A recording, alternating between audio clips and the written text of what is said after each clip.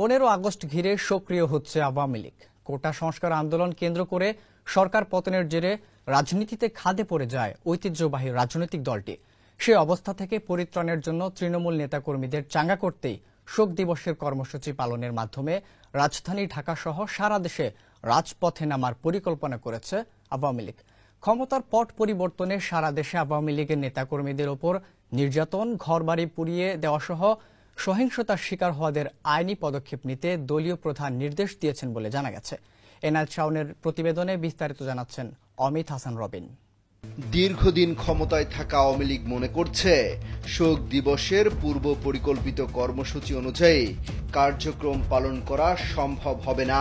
তাই শেখ মুজিবুর রহমানের প্রতিকৃতিতে শ্রদ্ধার মাধ্যমে নেতাকর্মীদের ঢল নামাতে চেষ্টা করবে দলটি। এজন্য রাজপথে নেতাকর্মীদের অবস্থানের মাধ্যমে শোক দিবস পালনে দলটির সভাপতি সাবেক প্রধানমন্ত্রী শেখ হাসিনা নেতাকর্মীদের নির্দেশও দিয়েছেন।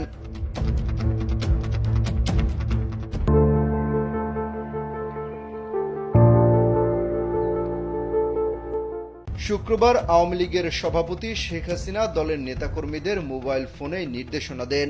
কালবেলার কাছে আসা এমন একটি অডিও রেকর্ড থেকে জানা যায়, সাবেক প্রধানমন্ত্রী বলেছেন, সবাই ঢাকায় চলে আসবে, মৌন মিছিল করে বঙ্গবন্ধু ভবনে ফুল দিতে হবে, বাংলাদেশের সব এলাকা থেকে ঢাকায় এসে ফুল দিয়ে যাবে, এছাড়া যাদের বাড়িঘর পুড়িয়ে দিয়েছে তাদের থানায় জিডি করতে হবে।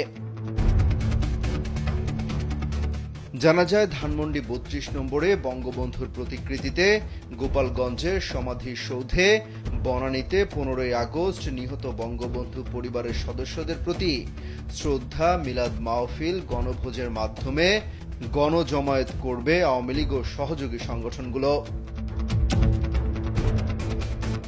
এদিকে নির্দেশনা বাস্তবায়ন করতে তৃণমূল নেতারা শোক দিবস পালনে কর্মসূচি নিয়েছেন।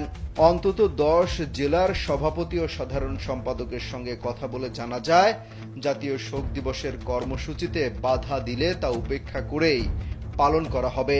এ লক্ষ্যে কর্মসূচি গ্রহণ করা হয়েছে। এ প্রসঙ্গে মাদারীপুর জেলা আওয়ামী লীগের সাধারণ সম্পাদক কাজল কৃষ্ণ দে কালবেলাকে বলেন, আওয়ামী লীগ তো কোনো নিষিদ্ধ সংগঠন না। জাতীয় শোক দিবসে বরাবরের মতোই জাতীয় পতাকা অর্ধনমিত, কালো পতাকা উত্তোলন, কালো ব্যাজ ধারণ ছাড়াও বঙ্গবন্ধুর প্রতিকৃতিতে শ্রদ্ধা, মিলাদ ও গণভোজের আয়োজন করা হয়েছে।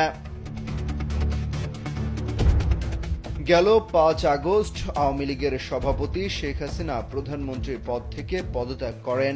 পরে তিনি হেলিকপ্টারে ছোট বোন শেখ রেহেনা সহ দেশ ত্যাগ করেন।